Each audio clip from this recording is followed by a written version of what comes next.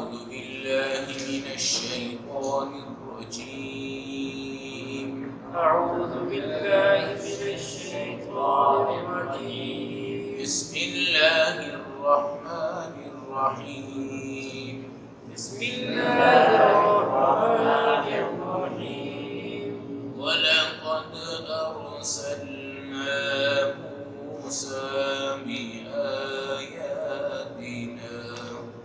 ولقد أرسلنا موسى بآياتنا وسلطان مبين وسلطان مبين إلى فرعون وملئه فاتبعوا أمر فرعون إلى فرعون وملئه فاتبعوا أمر فرعون وما أمر فرعون برشيد وما أمر فرعون برشيد يقدم قومه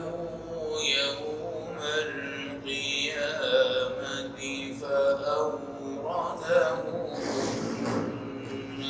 النار يقدم قومه يوم القيامة فأوردهم النار وبئس الورد المورود وبئس الورد المورود وأتبعوا في هذه لعنة ويوم القيامة وأتبعوا في هذه لعنة ويوم القيامة بئس الرفد المرفود بئس الرفد المرفود صدق الله العظيم صدق الله العظيم تلاوت کردہ آیات کا ترجمہ وَلَقَدْ أَرْسَلْنَا مُوسَى بِآيَاتِنَا بے شک ہم نے بھیجا حضرت موسیٰ علیہ السلام کو اپنے معجزات کے ساتھ دنیا میں وسلطان مبین اور ایک روشن دلیل دے کر ان کو بھیجا الی فرعون وہ آئے تھے فرعون کی طرف وملئہ اور بڑے بڑے فرعون کے سرداروں کی طرف فاتبعوا امر فرعون اور لوگوں نے فرعون کی باتوں کی اتباع کی وما امر فرعون برشید اور فرعون کسی بھلائی کے راستے پہ نہ تھا یقدم قومہ یوم القیامہ قیامت کے دن وہ اپنی قوم کے آگے آگے چلے گا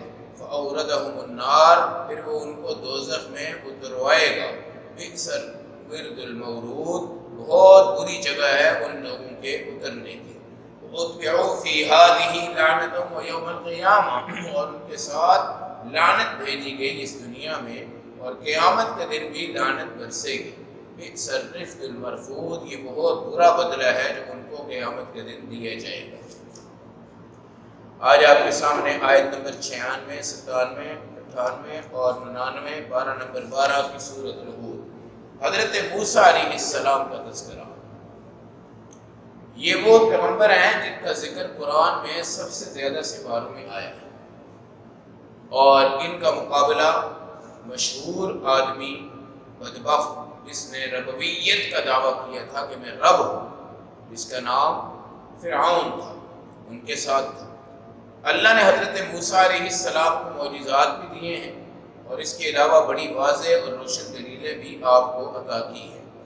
ایک تو آپ کا عصا تھا جو مشہور ہے، سانپ بنا پھر فرعون کے تمام سانپ جو بنے تھے ان سب کو ختم کیا، آپ کی تفصیلات آ رہی ہیں۔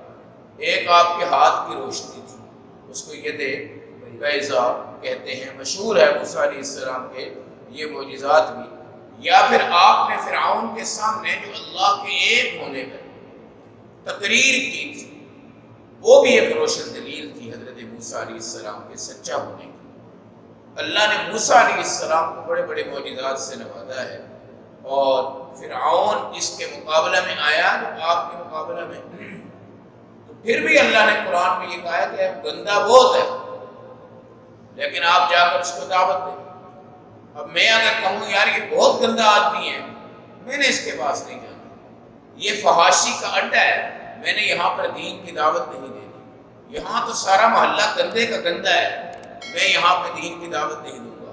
بھائی صفائی وہاں ہوتی ہے جہاں گندگی ہو، اور ایمان کی صفائی بھی وہاں ہوتی ہے جہاں ایمان کے اعتبار سے لوگ گندے ہو اور ان کا ایمان خراب ہو رہا ہو، ایمان کے اعتبار سے بھی ٹھیک نہ ہو، تو وہاں پر اللہ والوں کو جانا چاہیے اور وہاں پر دین کی دعوت دینی چاہیے۔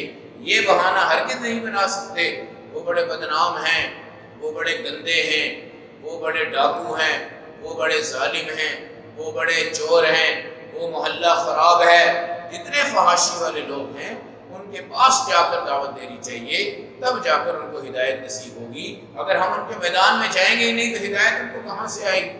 تو موسیٰ علیہ السلام کو بھی اس فرعون کی طرف بھیجا گیا جس نے اپنے آپ کو خدا کہا تھا، اور فرعون کے جتنے لوگ تھے اس وقت انہوں نے فرعون کی اتباع کی، اور بڑے بڑے سردار بھی فرعون کو خدا مانتے تھے۔ لیکن قیامت کے دن کیا ہوگا؟ یہ آگے ہوگا، قوم اس کے پیچھے ہوگی، یہ ان سب کو جہنم میں اترائے گا اور بتائے گا کہ برائی کا امام سب کو جہنم میں لے کے جاتا ہے اور اچھائی کا امام سب کو جنت میں لے کے جاتا ہے۔ اس لیے ہمارے نبی نے فرمایا جو بندہ کسی برائی کو شروع کرے اس کے پیچھے جتنی قوم لگے گی سارا گناہ کا بوجھ قیامت کے دن وہ لے کر جائے گا، اور جو بندہ کسی اچھائی کی بنیاد رکھے اس کے پیچھے جتنے اچھے لوگ آئیں گے قیامت کے دن ان کا اجر بھی وہ اللہ کے ہاں پائے گا، اور وہ لوگ بھی کہاں چلے جائیں گے؟ جنت میں چلے جائیں گے۔ اس لیے کوشش کرنی چاہیے کہ ہم کبھی بھی کسی کو پیچھے لے کر آئیں، ہم خود ہدایت پر ہوں اور وہ ہدایت پر چلے، ہمارے لیے مرنے کے بعد انشاءاللہ وہ جنت کا ذریعہ بنے گا۔ اور اگر ہماری برائی پر لوگ پیچھے سے برے جماعت بن کر آگے تو وہ قیامت کے دن ہمارے لیے جہنم کا ایندھن بنیں گے۔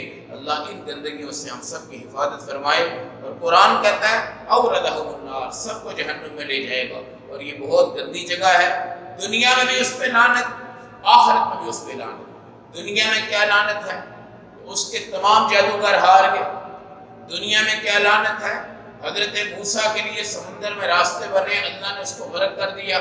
دنیا میں کیا لعنت ہے؟ آخری وقت میں کلمہ پڑھنے لگ گیا لیکن اللہ نے منظور نہیں فرمایا۔ دنیا میں کیا لعنت ہے؟ آج وہ مر گیا لیکن اس کی لاش کو پوری دنیا کے سامنے رکھا ہوا ہے، اور ساری دنیا آج دیکھ رہی ہے کہ اللہ کے سامنے اکڑنے والے کا، بڑا بننے والے کا، چودھری بننے والے کا، خدائی کا دعویٰ کرنے والے کا انجام کیا ہوتا ہے۔ تو دنیا میں بھی لعنت، آخرت میں کیا لعنت ہے؟ جہنم والوں کا امام سب سے بڑی جہنم میں جائے گا، پیچھے سارے اپنے پیروکار لے کر جائے گا، اور پیر بن کر آیا تھا، پیر بن کے جائے گا، لیکن وہ جہنم کا پیر بن کے آیا تھا، جہنم کا پیر بن کے جائے گا، اور اس کے پیچھے ساری اس کی قوم اور اس کے اتباع کرنے والی۔ وہی تھا جو بچوں کو زندہ ذبح کر دیا کرتا تھا اور عورتوں کو زندہ رکھتا تھا، بچوں کو ذبح کر دیتا تھا تاکہ میری مملکت کو کوئی چھین نہ لے۔ لیکن موسیٰ علیہ السلام کو جب اللہ نے بھیجا، ایک صندوق میں ان کو ڈالا اور پانی میں بہایا، پھر اللہ نے فرعون کے گھر میں حضرت موسیٰ کی پرورش کروائی ہے، اور فرعون کی جو بیوی آسیہ ہے وہی موسیٰ علیہ السلام کی ماں کا کردار ادا کرتی رہی ہے۔ اللہ رب العزت نے اس پیغمبر کو اس دشمن کے ہاں پالا ہے جو سب سے بڑا دشمن بن کے خدائی کا دعویٰ کرتا رہا، لیکن جب اللہ بتا رہے کہ جب تم بچوں کو ذبح کر رہے تھے تو ایک بچہ تمہارے ہی گھر میں پرورش پاتا رہا، تمہارے گھر میں دودھ پیتا رہا، تمہارے گھر میں کھاتا رہا، تمہارے گھر میں پیتا رہا۔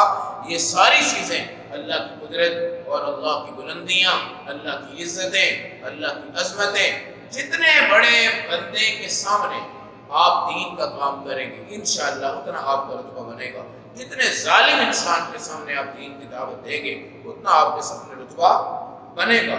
رستم کے دربار میں صحابہ کرام کو جب یہ پوچھا گیا بھئی تم دنیا میں کیوں آئے ہو، تم دنیا میں کیوں آئے ہو، انہوں نے کیا جواب دیا تھا؟ لِنُخْرِجَ الْعِبَادَ مِنْ عِبَادَةِ الْعِبَادِ الی عبادت اللہ، ہم بندوں کو بندوں کی بندگی سے نکالنا چاہتے ہیں اور ان کو خدا کی بندگی میں دینا چاہتے ہیں۔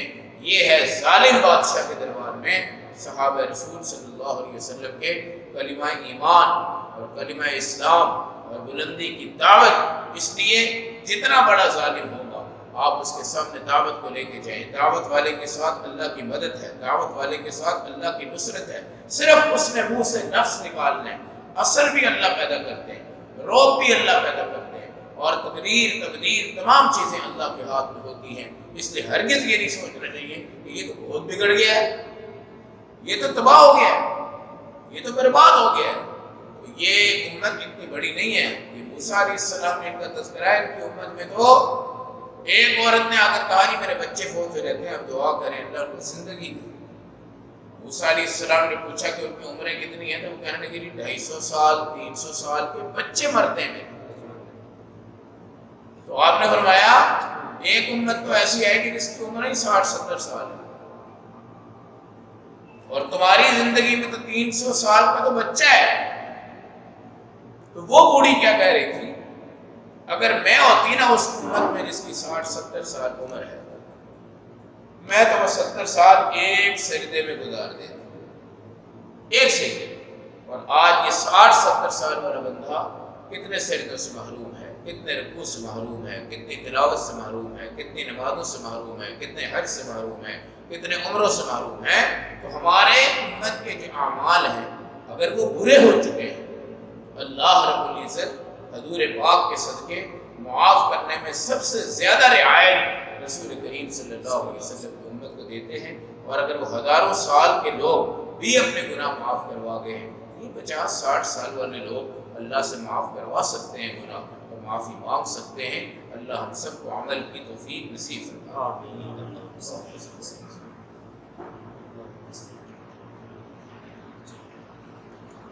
آمین۔